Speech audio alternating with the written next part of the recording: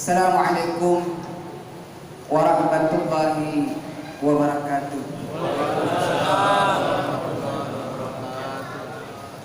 Alhamdulillah, alhamdulillahilladzi anzala al-Qur'ana fi syahri Ramadan wa fiha tatanazzalu al-khairati wal barakat. Asyhadu an la ilaha illallah wahdahu la syarika lah wa asyhadu anna Muhammadan abduhu wa rasuluh. Allahumma salli wa sallim ala habibi rabbil alamin Muhammad bin Abdullah sallallahu alaihi wasallam wa ala alihi wa ashabihi ajma'in. Jamaah Isya dan tamu yang senantiasa dicintai dan dirahmati oleh Allah Subhanahu wa taala. Senantiasa kita tidak pernah berhenti sedetik pun untuk bersyukur kehadirat Allah Subhanahu wa taala atas segala karunia nikmat yang diberikan kepada kita, baik nikmat iman, nikmat Islam, nikmat kesehatan. Yang terpenting adalah salah satu doa kita telah dikabulkan oleh Allah Subhanahu wa taala sebagaimana sabdanya Nabi, Allahumma barik lana fi Rajabin wa Sya'bana wa ballighna Ramadan. Ya Allah, berikan keberkahan kepada kami pada bulan Rajab dan Sya'ban, dan sampaikan umur kami pada bulan suci Ramadan. Alhamdulillah, kita ini sudah masuk pada malam ke-20. Salah satu syukur kita kepada Allah Subhanahu wa taala. Dengan demikian, untuk membuktikan kesyukuran kita, harus kita bergembira dengan datangnya bulan suci Ramadan. Nabi bersabda, man fariha bidukhuli Ramadan harrama jasaduhu 'ala niran. Siapa yang bergembira dengan datangnya bulan suci Ramadan, maka haram jasadnya masuk ke dalam neraka. Salawat dan taslim senantiasa kita haturkan kepada junjungan kita Nabi Agung Nabi besar Muhammad sallallahu alaihi wasallam. Beliau adalah tauladan kita. Beliau adalah pemimpin umat. Beliau perumus syariat dari petunjuk Al-Quran yang diturunkan Allah, dibawa oleh Jibril. Dengan Al-Quran tersebut kita mampu kuat dari hasil didikannya Nabi Muhammad SAW. Kita bisa mempertahankan keimanan dan ketakwaan kita kepada Allah, dan itulah nanti yang akan kita bawa sebagai bekal kembali ke rumah abadi kita, yaitu di yaumil kiamat kelak. Jamaah Isya dan tarawih yang senantiasa dicintai dan dirahmati oleh Allah Subhanahu wa taala. Tema kita pada malam hari ini yaitu ciri-ciri pemimpin yang baik. Ini perlu kita ketahui agar supaya nanti tahun depan kita tidak salah memilih pemimpin. Karena majunya sebuah negara itu bisa menjadi baik, makmur, ketika kita pandai-pandai memilih pemimpin kita. Bagaimanapun ketingginya ketaatan kita, pengabdian kita kepada Allah, kalau kita memiliki pemimpin yang tidak bagus, maka nanti akan mampu merubah keimanan kita, bahkan kita bisa tinggalkan Allah Subhanahu wa taala karena ketidakkuatan iman kita mempertahankan akidah kita karena hasil rongrongan dari pemimpin kita yang tidak bertakwa kepada Allah Subhanahu wa taala. Jamaah Isya dan tarawih yang dimuliakan oleh Allah Subhanahu wa taala. Laqad kana lakum fi Rasulillahi uswatun hasanah liman kana yarjullaha wal yawmal akhir. Ayat ini tentu menjadi indikator kita bahwa pemimpin yang harus kita pilih ialah pemimpin yang mampu menjadikan Nabi Muhammad sallallahu alaihi wasallam tauladan. Kenapa? Bukan cuma orang Islam yang mengakui kehebatannya Nabi Muhammad, sampai non-muslim pun. Salah satunya adalah Michael Neil mengatakan dan menempatkan Nabi Muhammad SAW sebagai pemimpin nomor wahid yang paling berpengaruh di dunia. Kalau non-muslim saja menjadikan contoh terbaik Nabi Muhammad, apakah kita umat Islam tidak menjadikan contoh Nabi Muhammad? Jamaah Isya dan tarawih yang dimuliakan oleh Allah Subhanahu wa taala. Tentu pemimpin yang baik itu ialah yang memiliki sifat seperti sifatnya Nabi Muhammad SAW. Yang pertama, as-siddiq, harus jujur. Kenapa? Kalau Nabi itu mengucapkan sesuatu, Nabi dulu yang lakukan. Makanya Nabi mengeluarkan hadis sesuai dengan perbuatannya. Apa kata Nabi? Alaika bis-sidqi, fa inna as-sidqa yahdi ilal birr, wa innal birra yahdi ilal jannah. Hendaklah engkau senantiasa berbuat kejujuran, karena kejujuran itu akan menunjukkan kepada kebaikan, dan kebaikan itu akan membawamu ke dalam surga. Jadi tidak ada perbuatan baik yang ada di dunia ini kecuali berasal dari kejujuran. Dan tidak mungkin orang bisa masuk surga kecuali dia setiap hari berbuat baik dari hasil kejujurannya. Inilah yang perlu kita jadikan toladan ketika kita melihat pemimpin. Jamaah Aisyah dan taruh yang dimuliakan oleh Allah Subhanahu wa taala. Apa kebalikannya? Kata Nabi, iyyakum anil kadzib, jauhi perbuatan bohong. Fa innal kadziba yahdi ilal fujur, wa innal fujur yahdi ilan nar. Jauhi olehmu kebohongan, karena kebohongan itu pasti akan membawa kepada fajir. Apa itu fajir, Pak? Ialah di dalam hidupnya tidak pernah dia berbuat baik. Kelihatannya alim, kelihatannya baik, bicaranya bagus, tapi hatinya tidak bagus. Inilah fajir. Jadi selalu pikirannya itu hanya menjurus kepada kenegatifan, iri hati, ingin menghancurkan orang, memfitnah. Makanya hadis lain mengatakan, kalau engkau ingin lihat pemimpin sejati, ialah yang mukmin yang kuat. Bagaimana mukmin yang kuat? Ialah al-mukminu yastaru wa yansahu, kata Nabi. Mukmin itu ialah yang senantiasa menutup aibnya orang. Wa yansahu, tapi dia tidak diam kalau ada orang melakukan kesalahan, dia nasihati. Coba Nabi Muhammad SAW itu kalau memberi nasihat kepada orang, mengajak orang kepada kebaikan, seperti embun yang jatuh ke dalam hatinya seseorang. Kalau ada sahabat datang kepada Nabi, ya Rasul, bolehkah saya mengatakan begini dan begini dan begitu? Kalau Nabi saja bilang la taf'al dzalika, maka hatinya sahabat itu menjadi senang, hatinya orang itu menjadi senang, saking indahnya, bersihnya ketika dia berkata-kata. Dari mana itu? Muncul dari hatinya yang suci, muncul daripada kejujurannya yang baik. Jamaah Aisyah dan taruh yang dimuliakan oleh Allah Subhanahu wa taala. Kemudian yang kedua, pemimpin yang bagus itu ialah yang amanah. Kejujuran dan amanah pasti melahirkan keadilan. Kalau orang tidak jujur, pasti dia tidak bisa berbuat adil. Makanya kadang kita ini, suatu daerah, suatu negara, kenapa negara kita ini tidak maju-maju? Salah satunya ketika dia ada pegawainya yang cerdas, yang ahli di bidangnya, dia copot, diganti dengan orang lain.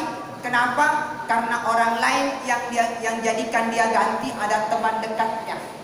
Walaupun dia tidak memiliki kapasitas keilmuan sesuai dengan jabatannya, dia pilih karena kedekatannya dengannya. Justru orang yang ahli di dalam bidangnya diganti karena dia tidak memiliki kedekatan dengannya. Pemimpin seperti ini tidak perlu kita pilih. Kenapa? Habis negara kita, hancur daerah kita. Ini yang disebut nepotisme. Keadilan inilah yang diterapkan oleh Nabi, baik dalam hukum maupun mengangkat sahabatnya memegang jabatan terkhusus. Bahkan di dalam hukum Nabi mengatakan, apabila anak saya pribadi melakukan pelanggaran hukum, fa'aqta'u aydiyahunna. Kalau Fatimah yang melakukan pelanggaran hukum, misalnya pencurian, tidak perlu hakim yang potong, tidak perlu hakim yang potong tangannya. Saya sendiri yang akan potong kedua tangannya. Inilah pemimpin yang adil. Begitu juga Umar bin Khattab, karena menjadikan Nabi sebagai tauladan, dia kumpulkan anak istrinya. Ingat wahai anakku, ingat wahai istriku, saya ini sudah diberikan amanah oleh umat Islam. Ketika engkau melakukan pelanggaran, kalau umat Islam melakukan pelanggaran, kalau mencuri saya potong tangannya satu, tapi kalau anak sendiri bukan satu yang saya potong tangannya, saya akan potong dua-duanya. Kalau satu kesalahan dibuat oleh umat muslim, satu hukuman, maka anak saya, istri saya kalau melakukan kejahatan dua kali lipat hukumannya terhadap daripada mukmin lainnya. Dia wanti-wanti memang kepada keluarganya supaya jangan melakukan pelanggaran ketika Umar bin Khattab menjadi Amirul Mukminin. Inilah jiwa pemimpin yang harus kita tiru. Kebijakan yang lain dari hasil kejujurannya dan amanahnya, ketika memilih pemimpin, Umar bilang, nanti setelah pengganti saya, ketika beliau sudah sakit, dia tanya pemilihan umum, jangan angkat Abdullah bin Umar sebagai calon pemimpin. Kenapa? Supaya tidak akan muncul sifat nepotisme dalam Islam. Inilah yang mulai berubah, dan inilah yang membuat umat Islam mulai menurun, tidak seperti dulu. Jamaah Isya dan taruh yang dimuliakan oleh Allah Subhanahu wa Ta'ala, amanah harus diberikan kepada ahlinya. Wa ta'uddul amanata ila ahliha. Kata Nabi, berikan amanah itu sesuai dengan kemampuannya. Kapan tidak, kata Nabi, pantadilus sa'a. Lihat kehancuran sebuah negara. Kalau dia pakar ekonomi, kalau menteri keuangan, harus diserahkan kepada ahlinya yang pakar ekonomi. Kalau salah, tunggu kehancuran negara ini. Kalau dia pakar pendidikan, kasihkan dia sebagai menteri pendidikan. Jangan kasihkan kepada orang yang bukan ahlinya, rusak pendidikan itu. Menteri agama, jangan kasihkan kepada bukan ahlinya. Kapan dia berikan kepada bukan ahlinya, hancur kementerian itu. Begitu semuanya, penempatannya sesuai dengan amanah. Itulah ajaran Islam. Innallaha ya'muru bil adli wal ihsan. Sesungguhnya Allah memerintahkan engkau untuk berbuat adil dan berbuat keadilan. Keadilan, kebaikan muncul daripada sifat kejujuran. Itulah yang Nabi pertahankan mulai lahir Nabi sampai kembali kepada Allah Subhanahu wa Ta'ala, sehingga namanya tercatat sebagai pemimpin nomor wahid di dunia. Kemudian yang ketiga, Nabi memiliki sifat zakiyun atau patoma, cerdas. Kecerdasan pasti akan menghasilkan kebijakan. Kebijakan yang baik itu akan menghasilkan kemakmuran. Kebijakan yang baik akan menimbulkan kesejahteraan. Sifat Nabi adalah cerdas. Tidak mungkin bisa manusia itu cerdas kalau tidak bersih hatinya. Tidak mungkin manusia itu bisa memakmurkan rakyatnya kalau tidak adil dia berbuat.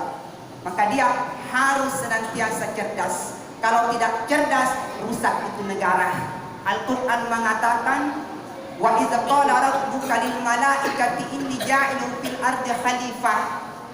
Allah berfirman bahwa sesungguhnya aku hendak menciptakan khalifah di muka bumi. Para ulama memberi makna apa itu khalifah? Kemampuan manusia untuk mengelola alam semesta ini.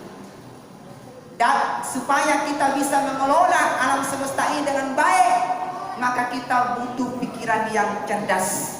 Kalau kita tidak cerdas, maka hancurlah bumi ini. Maka Nabi mengatakan harus yang cerdas itu menuntut ilmu. Maka pangkatnya orang berilmu di atasnya segalanya. Yarfa'illahu alladhina amanu minkum walladhina utul ilma darajat. Makanya kita punya anak-anak, punya generasi, punya tetangga harus disekolahkan. harus disekolahkan agama, harus juga disekolahkan ilmu pengetahuan umum. Dia harus tahu ekonomi, dia harus tahu teknologi. Tidak akan pernah sempurna kita mengamalkan Al-Quran Karim sebagai petunjuk kita kalau kita tidak kuasai ilmu pengetahuan. Nabi menempatkan ilmu pengetahuan itu di atas segala-galanya. Karena itulah yang menunjukkan kehebatan umat Islam. Anak kita harus pandai mengkaji Al-Quran. Anak kita harus tahu isi daripada Al-Quran. Anak kita harus mampu mempraktekkan Al-Quran dengan ilmu pengetahuan. Inilah 4 sifat Nabi yang menjadi ciri-ciri sebagai pemimpin nomor 1 dunia. Yang pertama, saya ulang lagi, dia harus siddiq, dia harus jujur. Yang kedua, dia harus amanah, dia mampu menempatkan bawahannya nanti di tempat sesuai keahliannya. Kemudian yang ketiga, dia harus tablik, harus pintar menyampaikan sesuatu, harus pintar berretorika. Bagaimana kita mau ngajak orang ini kepada kebaikan kalau kita tidak pintar berretorika, mengajak kepada orang kebaikan? Allah mengatakan kepada Nabi, berikanlah peringatan kepada orang dengan kata-kata yang lembut. Karena kalau engkau memberikan kata-kata kepada mereka dengan kekerasan, maka umatmu akan tinggalkan engkau. Inilah yang harus dimiliki oleh seorang pemimpin, berkata-kata seperti kata-katanya Nabi, sabda-sabda Nabi ketika mengeluarkan nasihat, seperti embun yang turun di hatinya orang. Kemudian yang terakhir adalah dia harus cerdas. Cerdas itu hanya bisa diperoleh daripada ilmu pengetahuan. Ilmulah yang bisa membuat orang cerdas. Ilmulah yang membuat orang bisa bijaksana. Ilmulah yang bisa menyelamatkan rakyatnya di dunia maupun di akhirat. Mudah-mudahan kita yang hadir di sini mampu menjadi pemimpin. Ingat bahwa kita semua ini bukan cuma presiden itu pemimpin, bukan cuma gubernur itu pemimpin, bukan cuma bupati itu pemimpin, tapi kita semua ini, baik kita sebagai ibu, baik kita sebagai ayah, baik kita sebagai istri, baik kita sebagai suami, baik kita sebagai guru, bahkan baik kita sebagai anak, kita ini adalah pemimpin.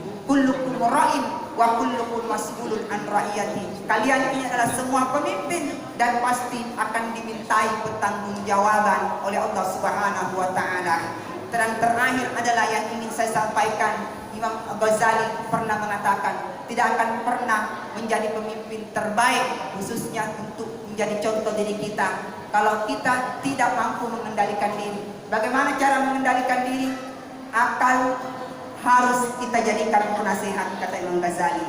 Dalam diri manusia itu, akalnya itu adalah penasehat. Makanya ini akal harus mencari ilmu, harus mengkaji kitab, harus mengkaji ilmu pengetahuan supaya cerdas. Karena kata Imam Ghazali posisinya adalah sebagai pemimpin. Kemudian hati ini dialah sebagai rajanya, dialah yang menggerakkan. Makanya hati ini harus dipenuhi dengan zikir kepada Allah Subhanahu wa taala supaya dia biar suci. Dan yang terakhir, anggota badan kita ini adalah prajurit. Kalau prajuritnya tidak kuat, kalau tentara-tentara kita tidak kuat di negara kita, hancurlah kita punya negara.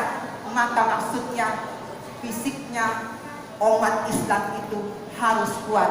Al-jismi salim fil aqli salim. Tidak akan pernah kuat akalnya kalau tidak kuat badannya. Tidak akan pernah bersih pikirannya kalau tidak suci hatinya. Kalau ini yang kita miliki, punya pikiran yang cerdas, punya hati yang bersih, punya fisik yang kuat, inilah contoh nanti yang akan menjadi kekuatan besar dunia. Maka anak kita harus dididik menjadi orang yang pintar, yang cerdas, dan dididik supaya hatinya bersih, dan dididik supaya fisiknya kuat. Karena itulah yang dibutuhkan Allah.